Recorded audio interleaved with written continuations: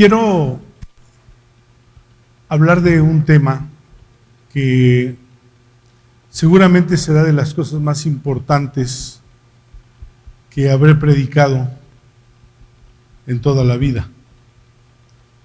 Un tema central del Evangelio y que tiene que generar cambios en la vida de la iglesia.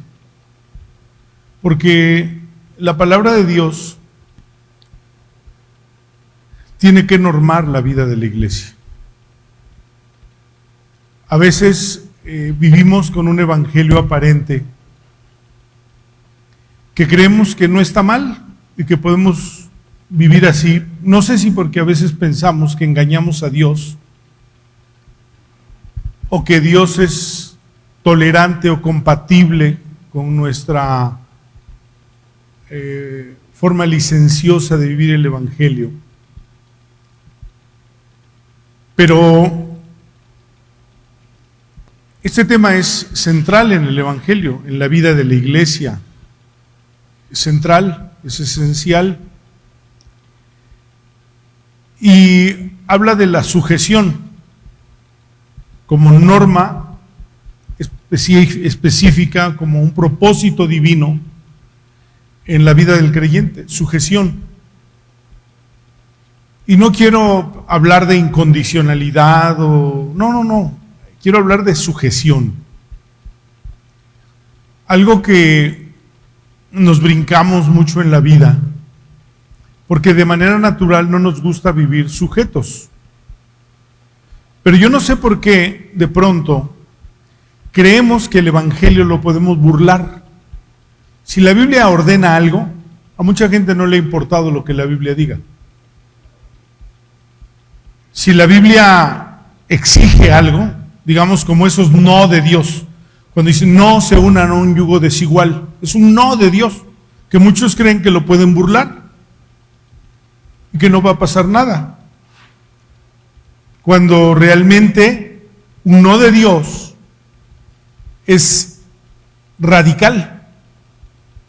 Completamente radical. Y hablar de la sujeción es muy importante porque afecta a todos los ámbitos de la vida en nosotros. En 1 Corintios, capítulo 15, el apóstol Pablo muestra el propósito de Dios en torno al hombre. Y dice allí, las escrituras dicen, Dios ha puesto todas las cosas bajo su autoridad. Claro que cuando dice que ha puesto todas las cosas bajo su autoridad, no incluye a Dios mismo, quien le dio a Cristo su autoridad. Entonces, cuando todas las cosas estén bajo su autoridad, el Hijo las pondrá a sí mismo bajo la autoridad de Dios, para que Dios, quien le dio a su Hijo la autoridad sobre todas las cosas, sea completamente supremo sobre todas las cosas en todas partes. Es una exposición del apóstol Pablo diciendo cómo el propósito de Dios fue venir a sujetar todas las cosas que el pecado esparció. Y que cuando Cristo vino a reunir otra vez todas las cosas y poner todas las cosas bajo la sujeción de Cristo. Y una vez que Cristo haya sujetado todas las cosas, dice, las pondrá bajo sujeción del Padre y él mismo se pondrá bajo sujeción del Padre. Es el propósito divino. Luego, el apóstol Pablo, en Efesios 4, del 1 al 4, habla que debe de haber una sujeción que armonice para el propósito de Dios. Pero vuelve a hablar de sujeción. Efesios 4 dice, por lo tanto, yo prisionero por servir a Dios, les suplico que lleven una vida digna del llamamiento que han recibido de Dios, porque en verdad han sido llamados. Sean siempre humildes y amables, sean pacientes unos con otros y tolérense las faltas por amor. Hagan todo lo posible por mantenerse unidos y enlazados mediante la paz. Pues solo hay un cuerpo, solo hay un espíritu, tal como ustedes fueron llamados a una misma esperanza gloriosa para el futuro. Está diciendo las cosas que tenemos que soportar para mantenernos unidos, porque no es fácil mantenernos unidos. Siempre todos desarrollamos el pretexto perfecto para no tener unidad. Llámese el matrimonio, la iglesia, el servicio cristiano, llámese lo que sea. Siempre tenemos el pretexto perfecto para no obedecer a Dios. Y pensamos que la gente misma nos regala a nosotros el pretexto para vivir sin ninguna sujeción en nada. Pero luego, en el mismo capítulo 4 de Efesios, a partir del versículo 13, el apóstol Pablo habla que nadie puede ser perfeccionado ni llevado a la imagen de Cristo sin sujeción. Nadie. Todos los que quieran ser perfeccionados, los que quieran ser transformados por Dios, porque hay un problema esencial en la iglesia. La gente vive como le pega la gana. Este es mi carácter, así soy yo. Así me gusta la vida. Es mi derecho. Es decir, no nos interesa ser perfeccionados. Y ante grandes problemas que tenemos en nuestra conducta, no vemos importante que Dios toque nuestro carácter. Ni que ninguno de nosotros vive midiendo, o más bien mucha gente no vive midiendo la forma en la que se parece o no a Cristo. No le interesa. Es más, no tienen a Cristo presente en su vida.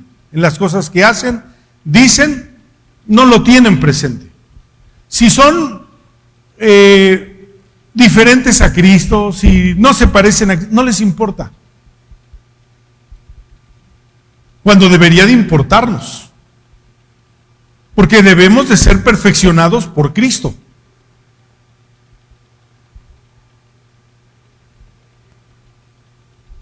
Dice el capítulo 4, versículo 13 al 15 de Efesios. El proceso de perfeccionamiento continuará hasta que todos alcancemos la unidad en nuestra fe y en nuestro conocimiento del Hijo de Dios. Que seamos maduros en el Señor, es decir, hasta que lleguemos a la plena y completa medida de Cristo. Miren qué cosa tan importante está diciendo aquí. Todos deberíamos alcanzar una unidad en nuestra fe, creer lo mismo, vivir de una misma manera, alcanzar la unidad de la fe en el conocimiento de Jesús. Todos deberíamos de preocuparnos por conocer cada día más a Jesús. Todos. A mucha gente no le importa eso. Le importa venir a la iglesia, decir soy cristiano, llevársela medio sancochadita. Si la Biblia le exige algo, no le importa. Porque no nos interesa el perfeccionamiento. Dice, pero todos deberíamos tener el mismo conocimiento de Dios, del Hijo de Dios, que seamos maduros. Es decir, que ante las circunstancias de la vida no respondamos porque nos hicieron sufrir, porque me hicieron enojar, porque me molestaron, porque no me dieron, porque no me hicieron. Esas son tonterías en la forma de vivir. Todos deberíamos identificar a Cristo en nuestra conducta. Todos. Y Cristo siempre debería de aparecer en nuestra conducta. Una pareja cristiana que está divorciándose, cuando le pregunté a ella por qué se quería divorciar, no, si yo ya lo venía pensando desde hace mucho, dice.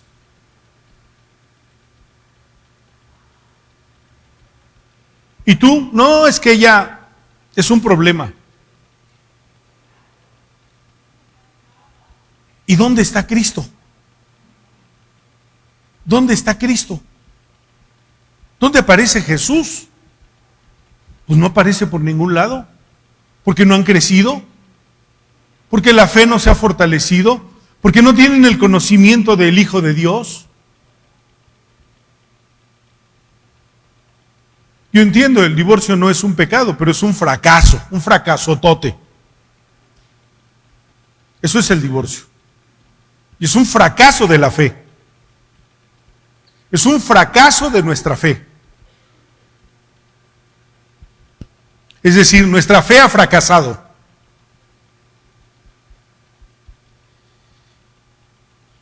Y dice, ¿por qué necesitamos conocimiento de Cristo? ¿Por qué necesitamos madurar nuestra fe? Dice, para que no seamos inmaduros como niños, para que no seamos arrastrados de un lado a otro, ni empujados por cualquier corriente de nuevas enseñanzas. Que no nos dejemos llevar por personas que intentan engañarnos con mentiras tan hábiles que parezcan la verdad. En cambio,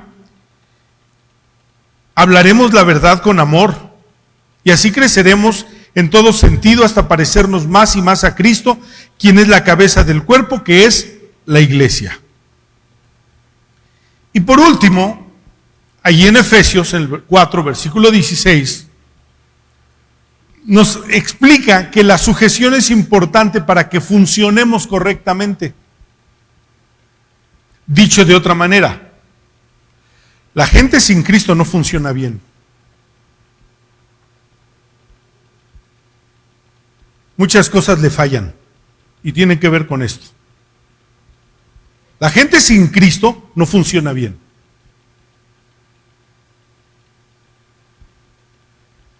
Descomponemos y estamos descompuestos. Dice,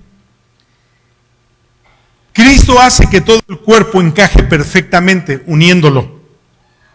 Cada parte, al cumplir con su función específica, y ayuda a los demás a que se desarrollen. Entonces todo el cuerpo crece y está sano y lleno de amor. ¿Por qué es importante la sujeción? Para funcionar correctamente. Sin sujeción, nadie va a funcionar en ningún área de la vida correctamente.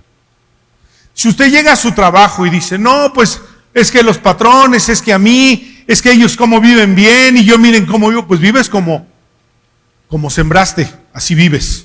Y ellos viven como sembraron. Esa es la verdad. No, pero siempre queremos creer que la vida es injusta. No, la Biblia dice que lo que sembramos cosechamos. Lo que sembramos cosechamos. ¿Y por qué a mí Dios no me ayuda? Porque no has sembrado correctamente. Pero siempre quieres que otros tengan la culpa y no asumes responsabilidades propias. Y la vida no va a funcionar sin sujeción. ¿Qué sucedió en el huerto del Edén? El día que comas del fruto del árbol del bien y del mal, ese día te vas a separar de mí. La vida se soltó y se hizo un desastre. Ahora, plantea el propósito de reunir todas las cosas en Cristo, sujetarlas otra vez. ¿Para qué? Para que funcionen desde su fuente más importante, funcionar. De otra manera la vida nunca va a funcionar, siempre va a ser un desastre. Cristo hace que todas las cosas funcionen. Ahora, he explicado este contexto de la sujeción para llevarlo a los ámbitos de la vida donde las cosas deben de funcionar correctamente. Y que sin sujeción nada en la vida va a funcionar. Nada. Increíble que parezca. Capítulo 6, Efesios, le dice a los esclavos que respeten a sus amos y que los obedezcan en todo. No porque Dios esté de acuerdo con la esclavitud, sino porque Dios está de acuerdo que la sujeción es esencial en todos los ámbitos de la vida. ¿Me explico? No es que Dios esté de acuerdo con la esclavitud, pero es que Él sabe que todas las cosas funcionan con sujeción, y sin sujeción nada funciona. Y Dios no hará funcionar nada sin la sujeción.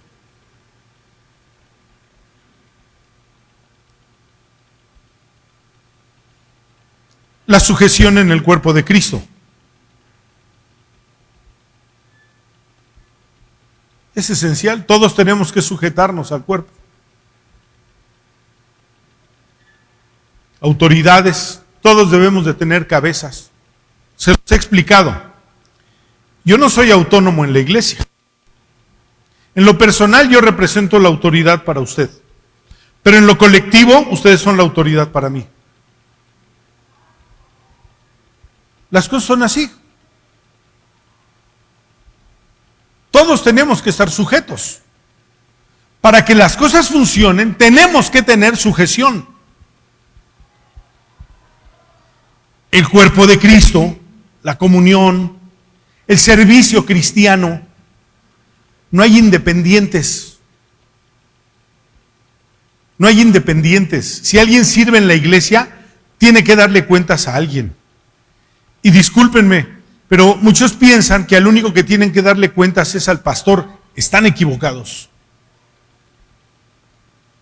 Hay diversas autoridades en la iglesia a las que tenemos que estar sujetos. Los sugieres son una autoridad en nuestro culto. Y tenemos que sujetarnos a esa autoridad. Y como eso, todos los ámbitos de trabajo en la iglesia tienen que tener una cabeza y estar sujetos. Porque Dios estableció que el principio esencial en la vida cristiana era la sujeción. Ahora,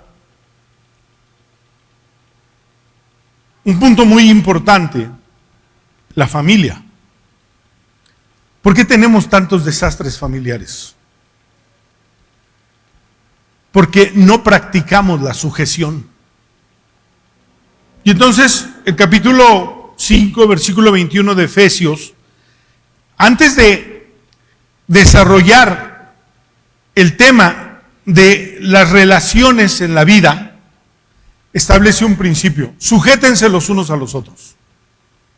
Sujétense los unos a los otros.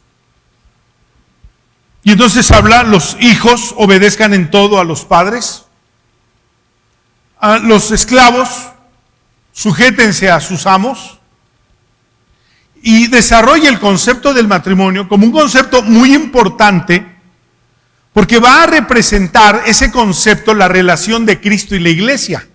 Hace al hombre representante de Cristo. Si usted, como representante de Cristo, no se sujeta a cumplir lo que Dios demanda de usted como esposo, usted no es cristiano. Así de sencillo. Usted no obedece la palabra de Dios. Y entonces desarrolla el apóstol Pablo allí y pone: sujétense los unos a los otros. Las casadas empieza. Ya vimos el antecedente teológico por qué Dios quiso sujetar todas las cosas. Las casadas estén sujetas a sus propios maridos, como al Señor.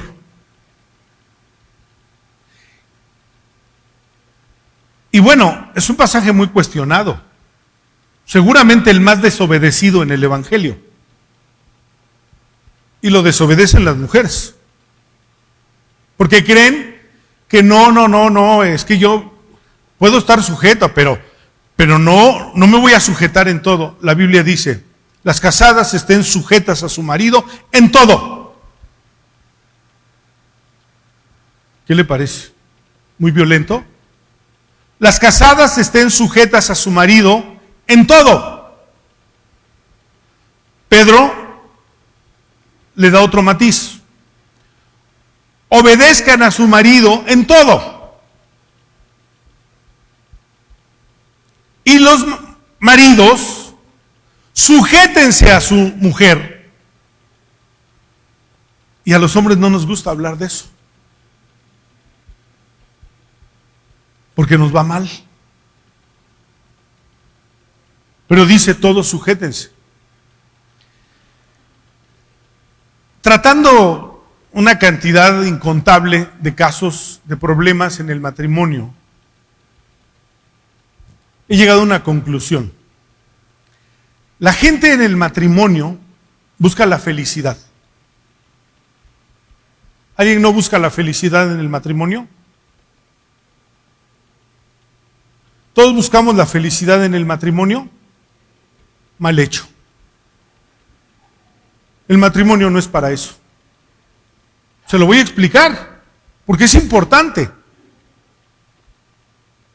Entonces, me dijo una persona, apenas me lo dijo, me encontré con una novia de mi juventud temprana cuando yo tenía 18 años. Una muchacha muy bonita, muy agradable. Vivimos nuestro noviazgo. Queríamos estar juntos toda la vida, pero por alguna razón ese propósito se rompió y nos alejamos. Usted ya sabe, yo me casé con fulana de tal y ella se casó con otro hombre. Lo cierto es que yo estoy cansado de mi matrimonio, de tantos problemas. La mujer que yo elegí para mi matrimonio no me atiende como yo necesito que me atienda. Y le dije, ¿y qué pasó con la muchacha o con la señora con la que te reencontraste? Pues ella tampoco es feliz. Pero yo creo que ella y yo podríamos ser felices. ¿Por qué se ríe? ¿No que somos felices en el matrimonio? Y entonces le dije, claro, ¿tú crees que hoy no eres feliz en tu matrimonio? Porque llegaste al matrimonio a cumplir deberes, a trabajar para mantener la casa. Nacieron los hijos, había que cuidarlos, educarlos, había que atender la casa, había que limpiarla, había que hacer de comer. Y había que empezar a trabajar para un sinnúmero de responsabilidades que no calcularon. Pero además de todo eso que fue sucediendo y que fue enfriando y alejando la relación, siempre creyeron que debían de ser felices y ya no eran felices. ¿Cómo voy a ser feliz si siempre que llego me dice, hay que pagar esto, hay que pagar esto y hay que pagar esto? Y hay que arreglar esto, y hay que hacer esto otro, y habla con tus hijos, y ¿cómo voy a ser feliz? Bueno, es que la Biblia nunca te mandó a ser feliz en el matrimonio. Oh, sería maravilloso que el matrimonio diera la felicidad. Yo no soy feliz en mi matrimonio. Yo no soy feliz en mi matrimonio. Porque no es el lugar donde debo de encontrar la felicidad. La Biblia dice que el gozo, la paz, el amor lo da Cristo. Y nosotros estamos duro y dale que queremos que ella nos haga feliz, que queremos que Él nos haga feliz. Y no soy feliz porque no me haces feliz, porque tú tampoco me haces feliz. Pero nunca en la Biblia se ha dicho que el matrimonio es una fuente de felicidad. Cristo es nuestro gozo. Cristo es la alegría de nuestra vida. Cristo es nuestra paz. Cristo es nuestra fortaleza. Cristo es nuestro amor. Cristo, de Él emanan todas las cosas. Pero siendo cristianos siempre pensamos que la felicidad tenía que dármela la persona con la que me casé. Qué desgracia si yo tengo que dedicar mi vida a hacer feliz a alguien. No puedo. ¡Qué desgracia! No podría. No tengo esa capacidad. Qué bueno que Dios no me la asignó. ¿Qué es lo que me asignó en el matrimonio? Sujétate. Eso es lo que la Biblia dice. Sujétense los unos a los otros. Y lo que Dios asignó para el matrimonio, la misión que Dios me propuso en el matrimonio es: sujétate. No tengo que andar buscando la felicidad, el gozo, la paz. No tengo que andarlos buscando.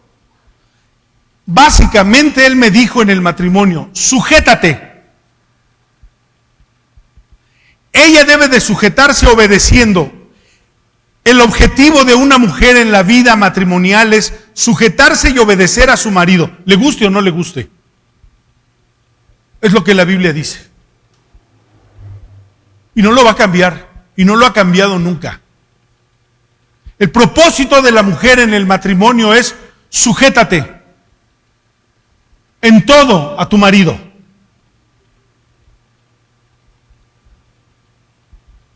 Nadie tiene por qué cambiarlo. Si algo debe de esforzarse la mujer, es en sujetarse a su marido y obedecerlo en todo. Yo sé, no les gusta. ¿Y cuándo hemos obedecido a Dios que nos haya gustado? La obediencia a nadie le gusta tampoco. Pero la Biblia dice: sujétate a tu marido en todo. Así dice el texto. Ahora, al marido le dice: y tú y los maridos sujétense a su mujer, amándola y entregándose como Cristo amó y se entregó a la iglesia. ¿Ustedes creen que los iba a dejar esperando que nada más usted venga y los obedezca? No, porque la sujeción es el punto esencial en la vida del evangelio y en el matrimonio. Y entonces le dice: ama y entrégate a tu mujer, como Cristo amó y se entregó a la iglesia, para tenerla por única.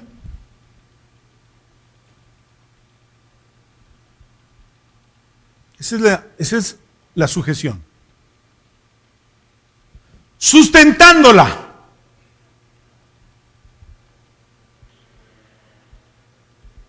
Y haciéndola hermosa. Esa es nuestra tarea, hombres. Eso es lo que dice la Biblia. No va a cambiar. Esa es la tarea de un hombre en el matrimonio. No andar viendo si es feliz, si ella hace lo que le dice solamente, si quita a los hijos porque lo molestan. No. Él llegó al matrimonio a sujetarse a su mujer y hacer lo que la Biblia dice para sujetarse, porque el propósito del matrimonio es sujeción.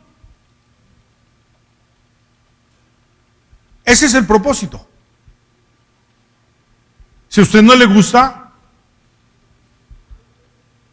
porque muchos se casaron pensando en el placer, se casaron pensando en la felicidad. Y entonces, ayer mismo estaba yo en una cena de matrimonios en Toluca y me presentaron una pareja que se iba a casar y que llegó a la cena de matrimonios.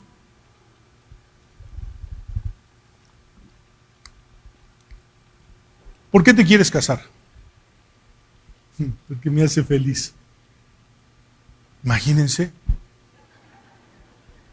Pues ¿sabes qué? Espérate, eso se va a acabar cuando empiecen los deberes en la casa. Buscamos en el lugar equivocado la felicidad.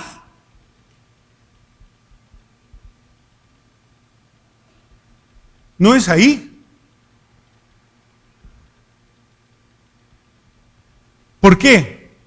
Porque no tenemos claro quién es Cristo en nuestra vida. Y para poder sujetarme, ha dicho Efesios, que necesito conocer a Jesús. Mucha gente no conoce a Jesús. Si yo leo Gálatas 5:22, dice: el fruto del Espíritu es gozo, comienza, gozo. paz. Y comienza con todas las cosas que andamos buscando en el matrimonio en lugar de buscarlas en Jesús.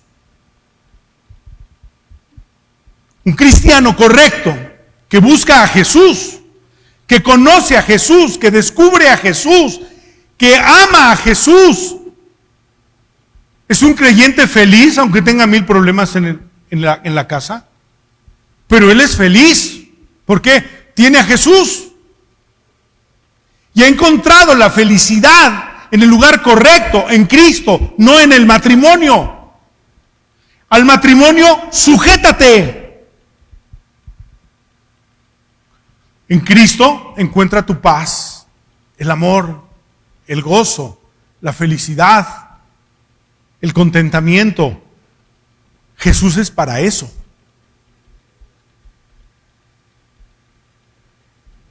Pero estamos duro y dale, quiero que Él me haga feliz, y es que no me hace feliz, y es que yo espero que hoy entendamos esa parte, y que la entendamos bien. Al matrimonio llego a sujetarme.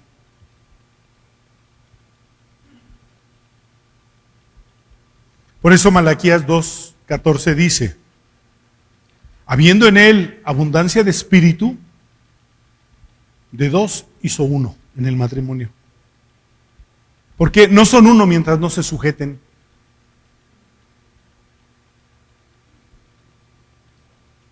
Y cada quien tiene que cumplir su parte.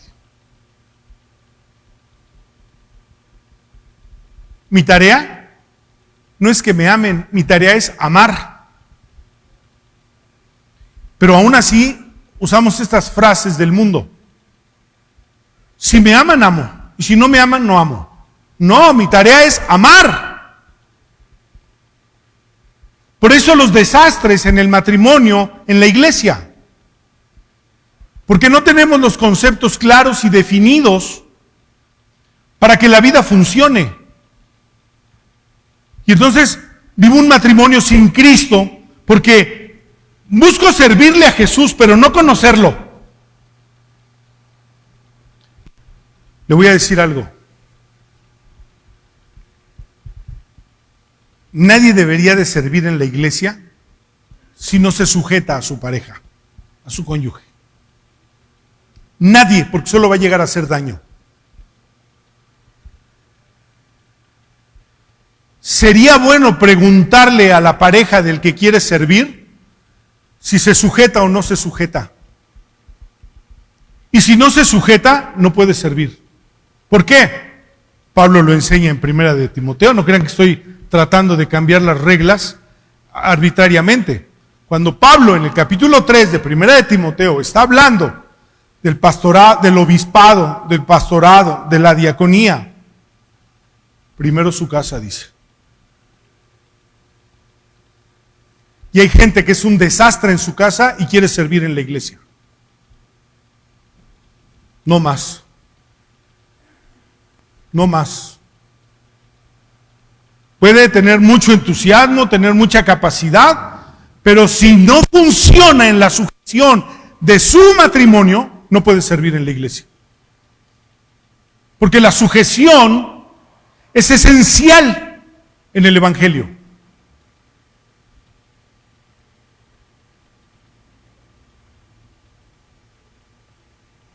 Y como una persona, imagínese el desastre que va a generar, no se sujeta en su casa, en su matrimonio, quiere servir en la iglesia, ¿qué creen que va a promover? La desobediencia, el desastre. Por eso Pablo sujeta el servicio a la casa. Primero, que gobierne bien su casa. Varones que gobiernen correctamente su casa. Mujeres que gobiernen correctamente su casa. Porque eso hace testimonio. Había una máxima en Roma para dar o conceder la gubernatura a determinados militares, siempre fue con militares. Si sabe gobernar su casa, puede gobernar una provincia, decían. Si sabe gobernar su casa, puede gobernar una provincia. Pero si no sabe gobernar su casa, no puede gobernar una provincia.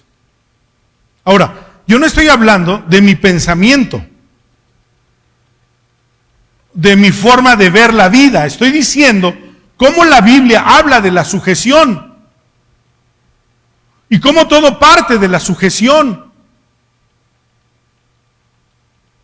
Porque si no hay sujeción, no hay nada.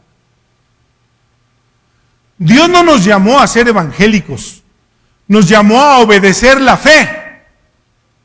Para que obedezcamos la fe. Pablo lo dice. No creemos que ya somos evangélicos y lo que vamos a hacer es ir a la iglesia, aunque yo no estoy de acuerdo con esto que dice la Biblia, ni con aquello, o ni lo conozco. Dios nos llamó a obedecer la fe. No crea que Dios viene por los evangélicos. No, no.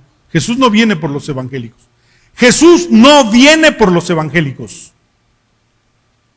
Jesús viene por sus hijos que le obedecen.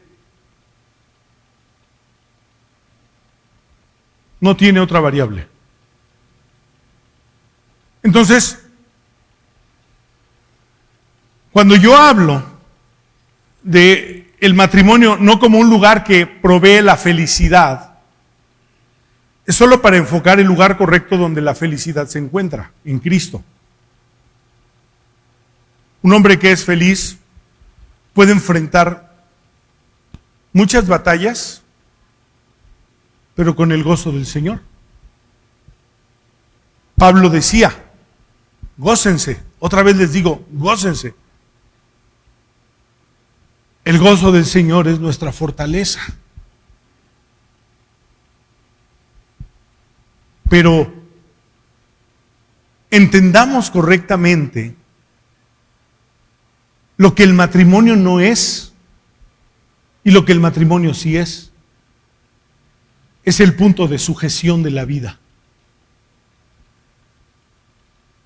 Eso es el matrimonio.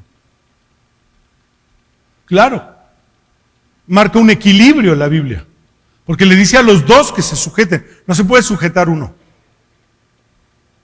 Se convertiría en un abuso. Ambos tienen que sujetarse. Ambos. Me acuerdo que le dije a un hombre que era inconverso y que todos los inconversos se saben ese pasaje, ¿verdad? La Biblia dice que me tiene que obedecer y no me obedece.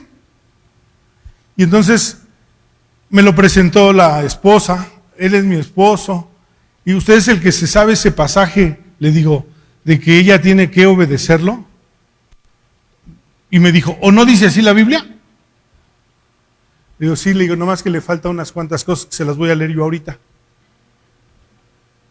Para que completemos el concepto. Y no le gustó. Dije, entonces usted no tiene por qué exigir esto. Porque esto es un abuso. Pero debemos entender que la Biblia nos dice, sujétense. Sujétense los unos a los otros en el temor al Señor. Sujeta al esposo y a la esposa, sujeta a los hijos y a los padres, sujeta a los esclavos y a los amos, sujeta a los obreros y a los patrones. Eso es lo que hace la Biblia, sujetar. Si no, usted no está cumpliendo el principio bíblico esencial para que la vida funcione. No va a funcionar sin eso la vida. Va a ver a sus hijos salirse de control. Hijos de líderes en la iglesia, fuera del evangelio.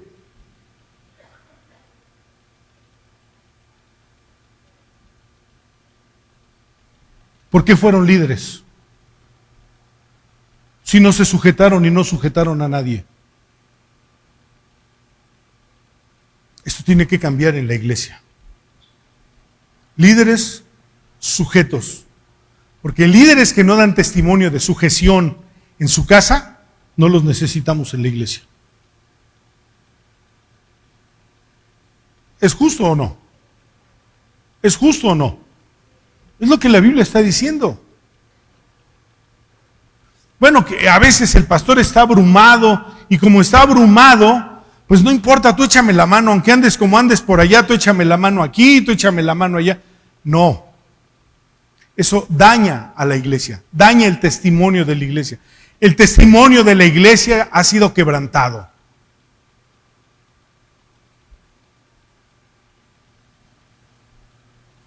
O nos sujetamos o no servimos. Y un creyente que ejerza una posición en la iglesia, si es hombre, debe de dar testimonio de que está sujeto a su esposa. Y una mujer debe dar testimonio que está sujeta a su esposo. Porque también hemos tenido generaciones y generaciones donde a las únicas que hemos querido sujetar es a las mujeres. El hombre también.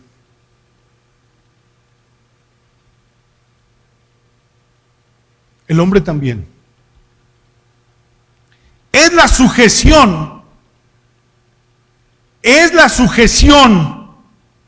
la norma esencial de funcionamiento en el Evangelio.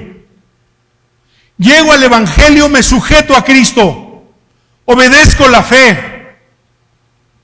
De allí me dirijo hacia mi matrimonio, donde me sujeto a mi cónyuge, donde me sujeto a mis padres, donde entonces puedo servir sujeto a las autoridades en la iglesia. Es la norma esencial de funcionamiento en la vida de la iglesia. La sujeción es un propósito divino, viene para armonizar y es incondicional para perfeccionar y tener funcionalidad en la vida. Muchas cosas en la vida no funcionan porque no hay sujeción. Algunas personas que han fracasado en la vida, que ellas dicen que les ha ido mal en la vida o la vida las ha tratado mal. Recuerdo que una vez en la iglesia, hace algunos años, un creyente reclamaba por qué otro tenía 2 coches y él no tenía ninguno. Me parecía de risa. Pues porque él sembró y tú no sembraste. Porque no te sujetaste, porque siempre pensaste que podías hacer lo que fuera. Los hijos pensaron que podían decidir no ir a la escuela, no estudiar, no hacer nada, y cuando las consecuencias los alcanzaron, entonces creyeron que fue la vida la que les hizo daño. No, nunca te sujetaste, nunca te sujetaron.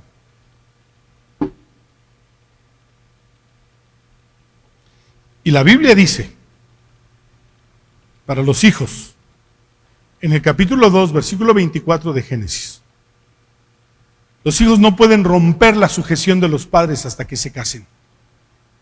Dejará el hombre a su padre y a su madre, se unirá a su mujer y los dos serán una sola carne. Eso de que departamentos de solteros y que ya no aguanto a mi mamá o a mi papá y me voy a poner mi departamento porque ya trabajo. Ándele, desobedezca a Dios, pero aguántese con las consecuencias. Tenemos que vivir la vida sujetos. Y tenemos que entender que la sujeción es algo que no está en nuestra naturaleza. Y que la sujeción no nos provee el gozo y la felicidad. La felicidad la provee Jesús. Cristo debe de estar presente en nuestra vida. Cristo debe de ser el propósito de nuestra vida. Conocerlo debe de ser la meta de nuestra vida todos los días. Porque cuando usted se sienta apesadumbrado, con ganas de destruir, de romper, cuando usted se sienta insatisfecho, sin contentamiento, no será la culpa de su matrimonio, será la culpa de que no conoció a Jesús como debió haberlo conocido. Y quiso encontrar en alguien equivocadamente lo que no le podía proveer. El único que puede proveer para nuestra vida el gozo, la paz, la felicidad, es Cristo. A su matrimonio sujétese. Y la sujeción es el cumplimiento de deberes. Sin cumplimiento de deberes no hay sujeción. Sin cumplimiento de deberes no hay sujeción. Por eso la Biblia le dice a la mujer cómo se sujete y le dice al hombre cómo se sujete.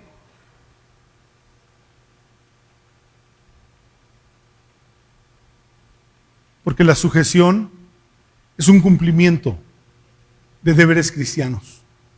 Nos gusten o no nos gusten. La Biblia lo establece y tenemos que obedecer. Si usted tiene un matrimonio, sujétese y cumpla sus deberes.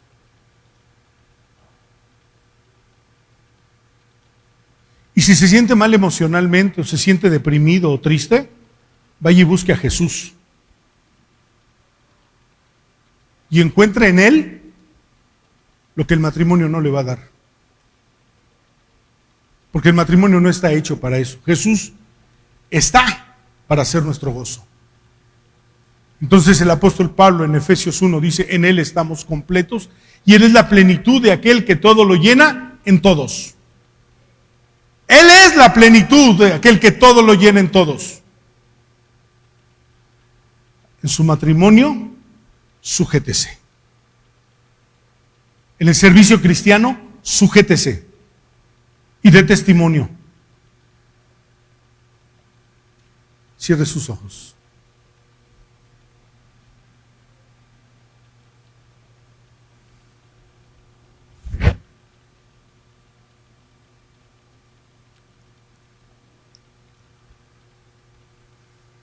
Dios,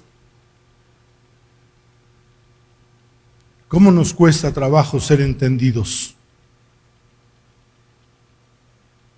Tú lo sabes.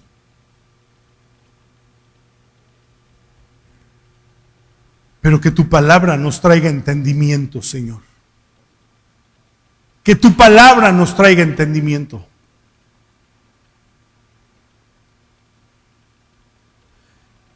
Que ponga en orden nuestra vida. Que tu palabra ponga en orden nuestra vida. Que entendamos el principio de la sujeción y vivamos en él, incuestionablemente. Muchos pensarán que no pasa nada. Pero siempre cosecharemos lo que sembramos. Bendice tu palabra en el corazón de la iglesia. En el nombre de Jesús. Amén.